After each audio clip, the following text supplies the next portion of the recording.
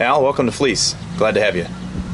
I showed up at Gale's the other day and while we were out there for Long Beach, and it was just something that I called and said, "Are you in town?" And he goes, "Yeah, I'm in town." I go, "I'm in town too, and can I come up and see your place?" And he goes, "Yeah, come on up. I'm here this afternoon." And so I showed up this afternoon, or that afternoon, and walked in, and Gale comes out. He goes, "Great to see you. Okay, I want to give you a tour of the place, and oh, by the way, we're going to film it while we're showing you." I go, "You are?" Yeah. He goes, "Yeah." I go, "Great, that's fine with me. Let's go around the place." And so we did, and we had a lot of fun. Yeah, it was I've yet to make it to the facility, but I'll give you a tour of our existing facility here. There and buildings everywhere. Oh, yeah. I was so surprised at Gail and I were chatting about how big it is. About the growth of the diesel industry and where things are going. Exactly. And we've experienced tremendous growth. I mean, we started in a pole barn in a cornfield in Indiana, you know, and 2,000 square feet, and we're getting ready to build 60,000. Really? Yeah, right up here. Congratulations. Off the interstate. So yeah, it'd be great. All right, nice.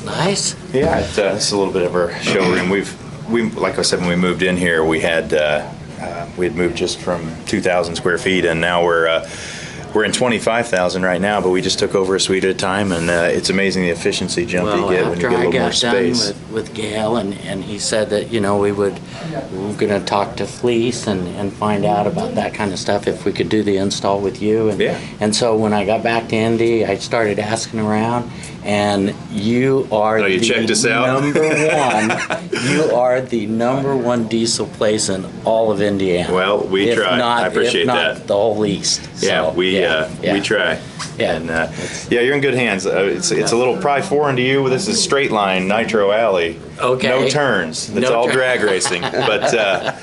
This neighborhood's been good for us, and a lot of those guys come over here and they get their trucks hopped up and their haulers. Everybody I've talked to says I couldn't be in better hands. This is the shop area. He's working under the hood here. I'm not sure what we're working on today, but looks like some valve spring upgrades, maybe injector upgrade. And this is where a lot of the fabrication happens. Just finished a really nice drag truck. Took a Dodge truck and made it full race spec. I can't remember the chassis cert, but it's certified to go 650 in the quarter, and it weighs 3,300 pounds. So it's a pretty neat diesel truck. And then we're getting ready to get started on this dragster. Just ordered the rear end for it and get it put together and go fast here. This will be diesel? It will be, yeah. It will be. We actually we made an entirely billet aluminum engine from scratch. It's based on the Cummins crankshaft, and it swings the Cummins crankshaft, but the block's good for 4,000 horsepower. And it's lighter than stock. But it's and I'll show you that. It's over at our Gail showed me a dragster that he's working on out there. I know. We had conversation about that yesterday. Good. Okay. So you guys are sharing your info and stuff. Yep. Good. Yeah. I mean, everybody. It's a nice. It's a neat industry, and I'm assuming a lot of the racing industry is the same. Everybody talks. We're all tight. Oh yeah. And it's what are you guys doing? What are you seeing? And you all learn from each other. And that's right. But in the staging lanes or on the track with you, it is. It's full on. That's right. Good. Good.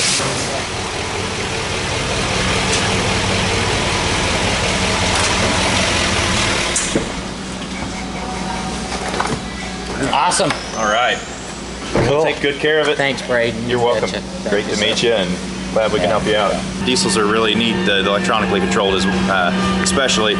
You can go from 1,000 horsepower calibration and just turn a knob and go another 1,000 horsepower. Wow. So really? Yeah, we've got enough turbocharger for that. I don't need that much in my truck. Okay. I want a little bit of that, but not that much. That's competition only, and some guys take that to the extreme. But a good 50 horse jump would be good for you. I would go max right now. Oh yeah, yeah. We're all cut from the same cloth. Yes. Yeah. So this little guy is going to give me the power that I need.